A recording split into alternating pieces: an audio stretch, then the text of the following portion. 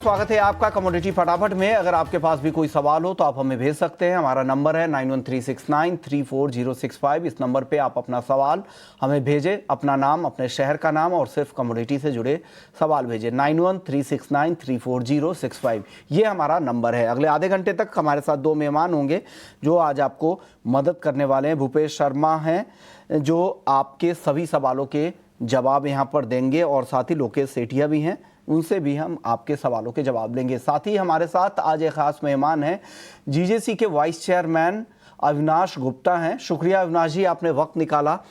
सबसे पहले jewellery industry की दिक्कतों पर बातचीत करते हैं अविनाश जी। जिस तरह से आप लोगों पर दोहरी मार है, एक तो दाम बढ़ गए हैं तो डिमांड उस तरह के दिख नहीं रहे हैं, और दूसरी तरफ जो ज्वेलर्स मेटल लोन लेते हैं बैंकों से उन पर दिक्कतें हैं क्योंकि मार्जिन कॉल लगातार उनके पास आ रहे हैं और उनके पास फिर दिक्कत हो गई है फंडिंग की, लिक्विडिटी की।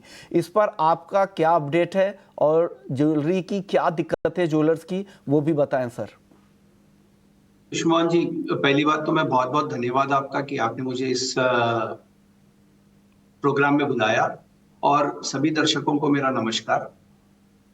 देखिए, जो सबसे बड़ी दिक्कत आ रही है इस वक्त वो है कि जो मार्जिन कॉल्स आती है वो मार्क टू मार्केट के हिसाब से हमको मेटल गोल्ड लोन में देनी पड़ती है।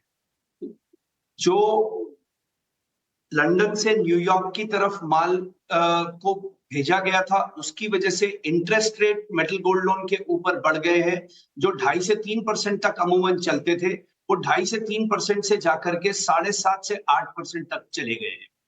और तीसरा है, जब गोल्ड का दाम बढ़ा है तो एडवांस टैक्स की वजह से भी हमारे ऊपर लिक्विडिटी का क्रंच आया है। तो ये सब चीजों को के मद्देनजर रखते हुए लिक्विडिटी का काफी क्रंच ज्वेलर्स को फेस करना पड़ रहा है।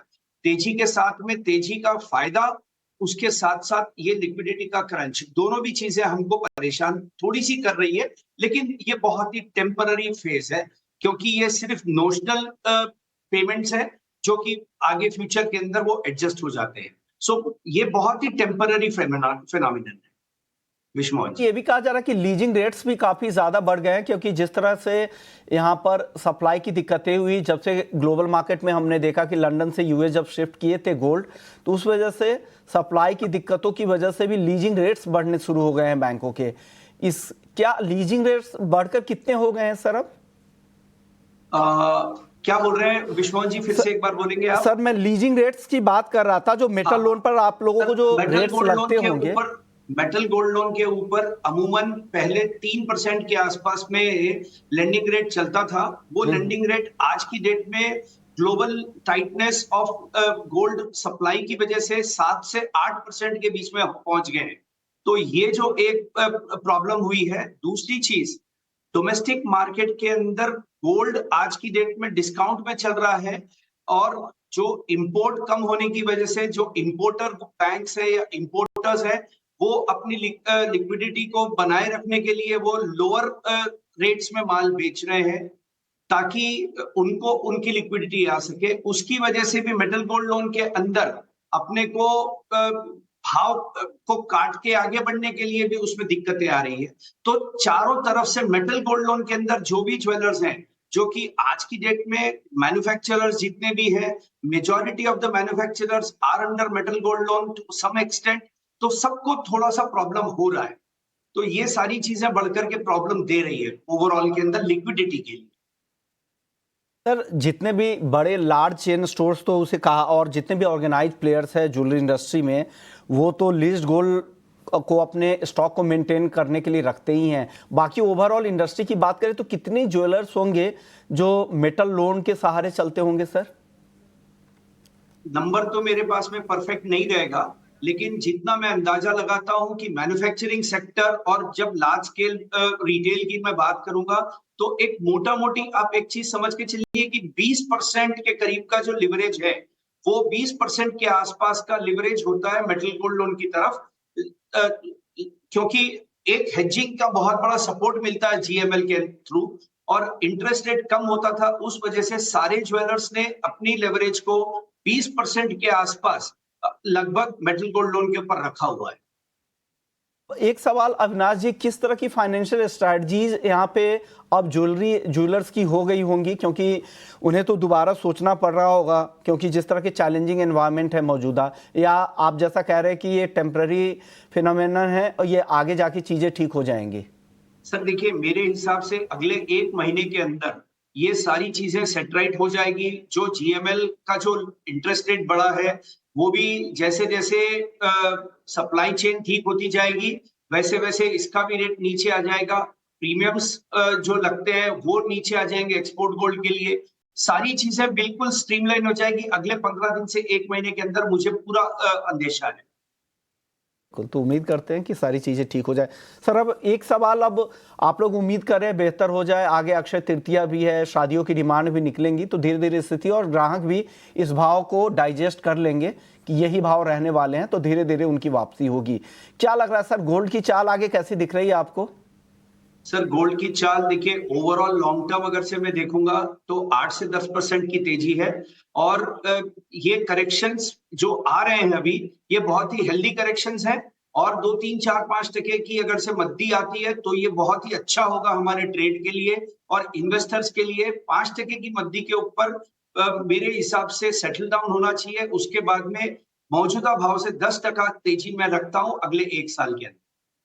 हाल में यहाँ से 10% की और तेजी यहाँ से दिख रही है। शुक्रिया सर, आपने इस अहम मुद्दे पे बातचीत करने के लिए कि ज्वेलरी इंडस्ट्री के लिए क्या चैलेंजेज है, कैसे आगे यहाँ पर सुधार दिख सकता है, और साथ ही गोल्ड प्राइसेस पर भी अपना आउटलुक देने के लिए आपको यहाँ से 10% की तेजी अगले 1 साल में दिखती है। Thank you sir.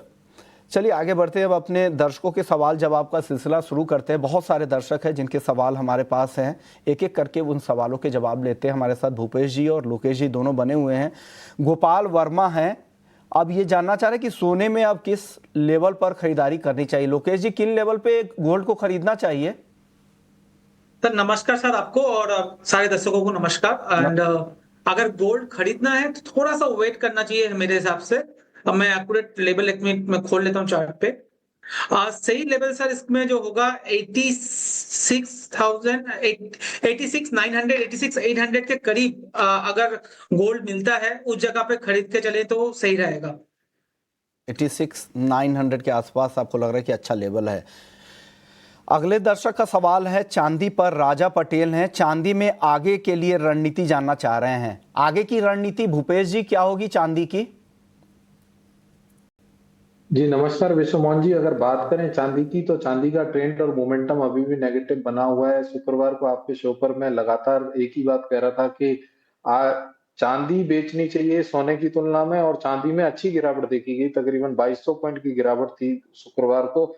मुझे लगता है कि ये गिरावट थोड़ी सी आज हॉल्ट हुई है ड्यू टू कॉपर में जो तेजी देखने को मिली है। कंपैरिजन चार्ट देखें, क्योंकि अक्सर देखा जाता है कि कॉपर तेज होता है तो चांदी में थोड़ा टूटना मुश्किल रहता है। तो आज के लिए रिलेटिव स्ट्रेंथ देखी जाए तो चांदी में लगातार थोड़ी मजबूती बनी हुई है, परंतु ओवरऑल ट्रेंड अभी भी नेगेटिव है। मुझे लगता है कि चांदी में 95,500 और 94,300 के लक्ष्य संभावित रहेंगे आने वाले समय में।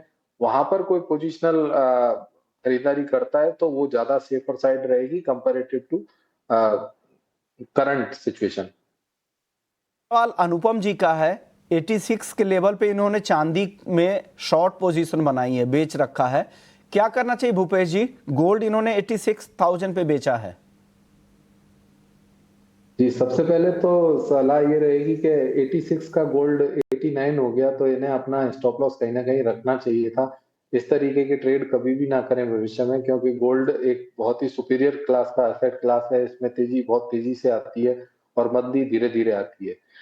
दूसरी बात, आपके प्रश्न का जवाब दिया जाए तो मैं कहूंगा कि 86,000 का गोल्ड है, हो सकता है कि इनके भाव इस रैली में देखने को मिले 86,300 के आसपास, तो ये इंतजार कर सकते हैं। अन्यथा ऊपर में इन्हें 88,200 का स्ट्रिक्ट स्टॉप लॉस एक बार फॉलो करना चाहिए।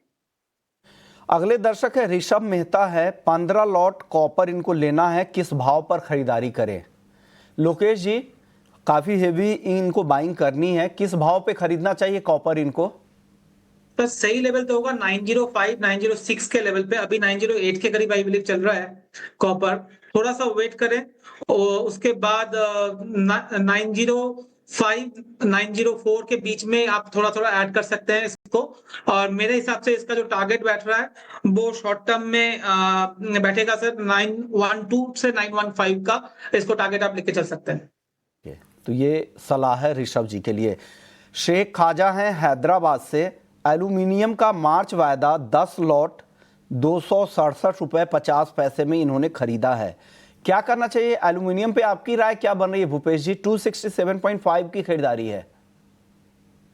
ये एल्युमिनियम में भी अगर देखा जाए तो पिछले हफ्ते में तकरीबन 3.5% की गिरावट देखी गई है। मुझे लगता है कि एल्युमिनियम में एक बार इन्हें वही जो अभी मैं कह रहा था कि इतने अच्छे एसेट क्लास हैं, परंतु इन्हें हर व्यक्ति को स्टॉप लॉस स्ट्रिक्टली फॉलो करना चाहिए। 263 का मैंने स्टॉप लॉस लास्ट शो में सजेस्ट किया था किसी को कि 263 के नीचे एल्युमिनियम में किसी प्रकार की खरीदारी से दूरी रखनी चाहिए। अभी भाव 256 का है। मुझे लगता है कि इन्हें आने वाले समय के लिए 254 का स्ट्रिक्ट स्टॉप लॉस फॉलो करना चाहिए और पुल बैक इसमें 261 के आसपास समझ आता है। अगर वो भाव आते हैं तो एग्जिट करें। अगले दर्शक हमारे साथ हैं सिद्धार्थ हैं कानपुर से। चांदी इन्होंने 1 लाख के स्ट्राइक की कॉल खरीद रखी है 3,730 रुपए में। लोकेश जी क्या करना चाहिए? सिल्वर की कॉल ऑप्शन इन्होंने खरीदी है, बने रहें या निकल जाएं? सर 1 लाख का स्ट्राइक प्राइस में खरीदा है जी। मेरे हिसाब से सर निकल जाए तो ज्यादा बेटर है, क्योंकि चांदी नीचे के दाईं पे जा रहा है और अभी 1670 चल रहा है। ये मुझे लगता है 1400 रुपए तक भी आ सकता है।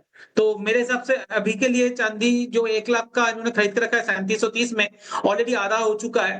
और भी नीचे आने का पूरे चांसेस है। 1000-2000 पॉइंट चांदी का करेक्शन और भी हमें दिख रहा है। तो एक बार के लिए निकल जाए। प्लीज स्टॉप लॉस जरूर मेंटेन करें, जैसे भूपेश जी भी बोल रहे हैं, जब भी आप कोई ट्रेड ले रहे हो स्टॉप लॉस बहुत इंपॉर्टेंट है। आधा होने के बाद भी आप अगर नहीं निकल रहे हो तो आपको स्ट्रेटेजी में कुछ दिक्कत है। प्लीज स्टॉप लॉस जरूर मेंटेन करें।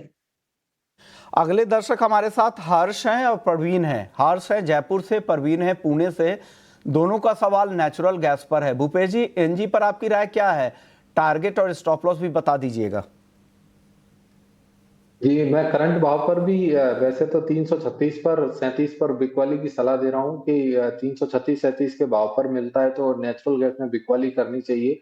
341 के 339 के ऊपर का स्टॉप लॉस लगाएं, बहुत छोटा स्टॉप लॉस रहेगा। और जो थोड़ा सा रिस्क टेकर हैं वो 341 का भी स्टॉप लॉस लगा सकते हैं।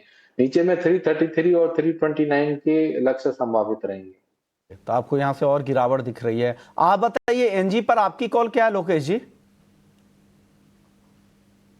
मुझे भी इसमें थोड़ी सी मंदी दिख रही है एलजी में।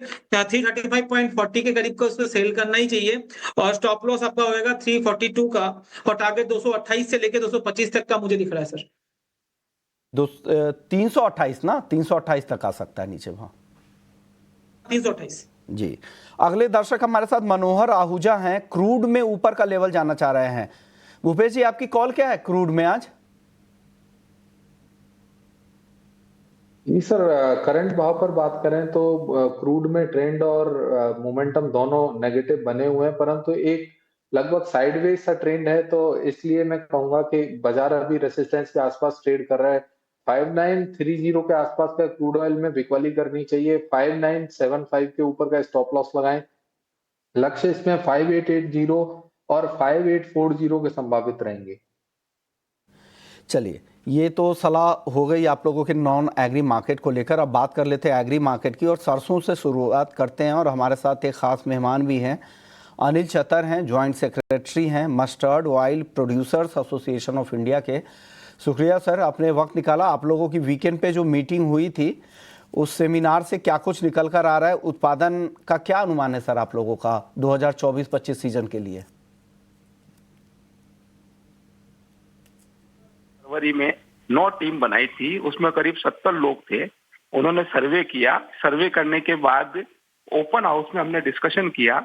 इस साल जो है सरसों में यील्ड ज्यादा है, लास्ट ईयर से यील्ड ज्यादा है, लेकिन बिजाई 5 लाख हेक्टेयर में कम हुई है। इसलिए हमने लास्ट ईयर 115 लाख टन की क्रॉप दी थी। इस साल 111.25 लाख टन की क्रॉप दी है।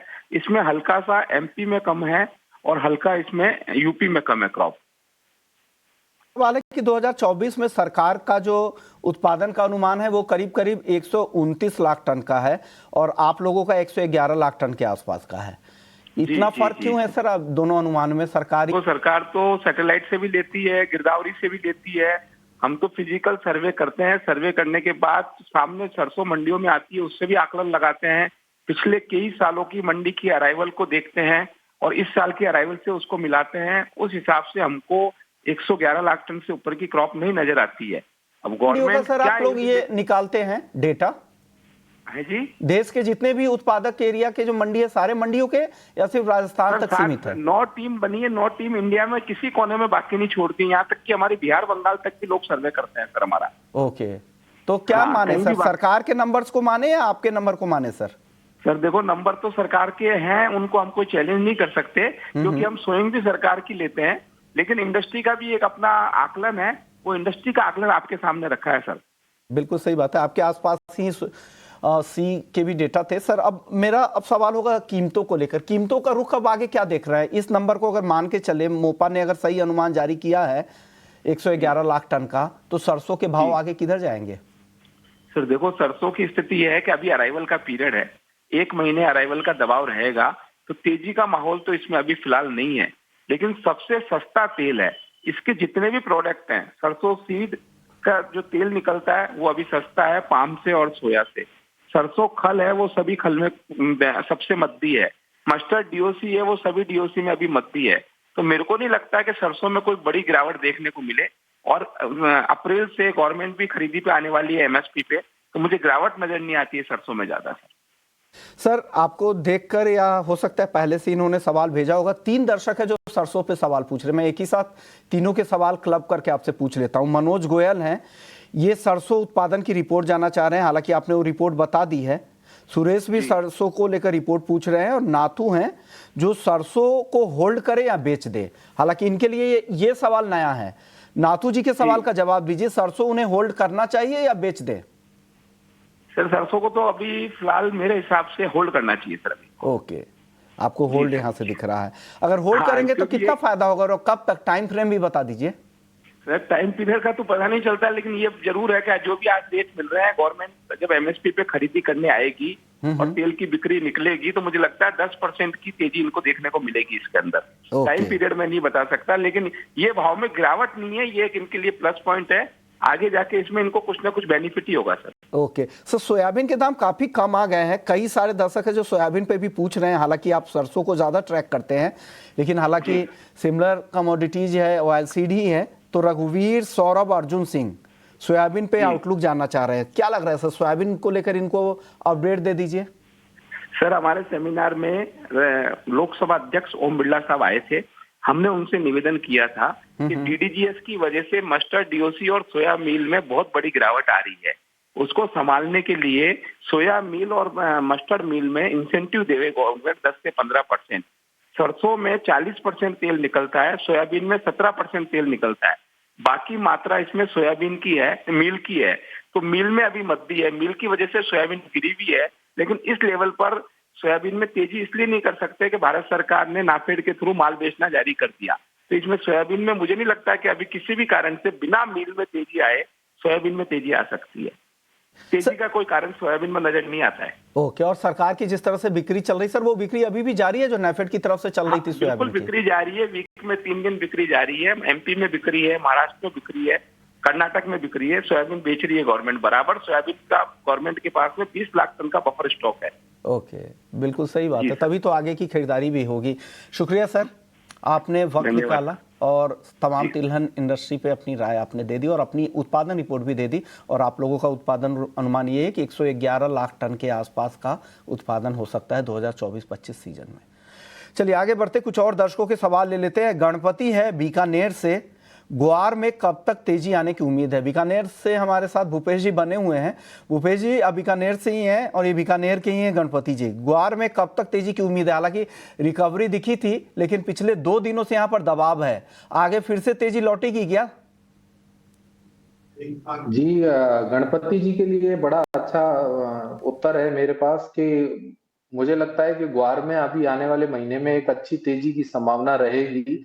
और ग्वार में अच्छा कंसोलिडेशन हुआ है। मुझे लगता है कि अप्रैल के महीने में जो मई वायदा है उसमें एक अच्छी तेजी देखने को मिलनी चाहिए। तकरीबन भाव 5,650 5,750 तक के भी संभावित रहेंगे और गम की बात करें तो 10,850 और 11,050 तक के भी लक्ष्य संभावित रहेंगे। चलिए, ग्वार के बाद सर हल्दी भी बता दीजिए। हल्दी भी आप काफी क्लोजली ट्रैक करते हैं और आज 3% टूट गई है। रिकवरी तो बहुत अच्छी दिखी थी, 2-2.5 हजार रुपए की रिकवरी के बाद ये गिरावट आई है। आगे क्या होगा सर अब हल्दी में? जी मुझे लगता है कि हल्दी में कहीं भी 13,200 13,300 के आसपास हल्दी वायदा मिलता है तो हल्दी वायदा में बिकवाली करनी चाहिए। 13,600 के ऊपर का स्टॉप लॉस लगाएं। इसमें नीचे में 12,450 और 12,200 के लक्ष्य संभावित रहेंगे। सर, और जीरा और धनिया इन दोनों काउंटर पर क्या राय है भूपेश जी? जी जीरा और धनिया में, एक जीरे में जरूर ऊपर के भाव में कंसोलिडेशन देखने को मिल रहा है, परंतु मुझे लगता है कि जीरे में भी अभी भाव ऊपर में 22,200 से लेकर 22,300 के आसपास एक अच्छी सप्लाई जोन देखने को दिख रहा है। और वहीं धनिये में बात करें तो धनिये का बाजार का ट्रेंड और मोमेंटम दोनों ही नेगेटिव बने हुए हैं, इसलिए धनिया सपोर्ट के आसपास जरूर ट्रेड कर रहा है, परंतु 7,750 7,800 के आसपास कहीं भी मिलता है तो खरीदारी कर सकते हैं, अन्यथा उससे पहले खरीदारी से दूरी बनानी चाहिए। चलिए, आपने ज्यादातर सवालों के जवाब दे दिए एग्री मार्केट पर। एक सवाल है हमारे साथ, रमेश है रायचूर कर्नाटक से, गोल्ड और सिल्वर पर राय चाह रहे हैं कि क्या करना चाहिए। आप बताइए लोकेश जी, क्या राय देंगे रमेश जी को? अगर आपका व्यू पॉइंट 2 या 3 दिन का है तो गोल्ड और सिल्वर को दोनों को बेच के चलिए। गोल्ड के लिए 500 से लेकर 800 पॉइंट का डाउन साइड मुझे अभी दिख रहा है और सिल्वर में 1000 पॉइंट से लेकर 1800 पॉइंट तक का डाउन साइड दिख रहा है। मगर आपका व्यू पॉइंट अगर 1 महीना या उससे ऊपर है तो थोड़ा सा इंतजार करें और जो मैंने करेक्शन की बात की उस करेक्शन के बाद एड ऑन करने की सोचें। तो मुझे लगता है गोल्ड में आपको 3 से 4% की तेजी आपको दिखेगी और सिल्वर में भी 3 से 4% की तेजी दिखेगी, बात वो करेक्शन होने के बाद। तो थोड़ा सा करेक्शन का इंतजार करें, उसके बाद ही एड ऑन करें। अगर शॉर्ट करना चाहें तो इस लेवल पे कर सकते हैं। आपके लिए सोने और चांदी पर है। शुक्रिया लोकेश जी आपका, भूपेश जी आपका। आप लोगों ने वक्त निकाला, हमारे दर्शकों को बताया कि उन्हें क्या करना है। कमोडिटी फटाफट को यही समेटते हैं। बाकी खबरों के लिए आप बने रहिए हमारे साथ। नमस्कार।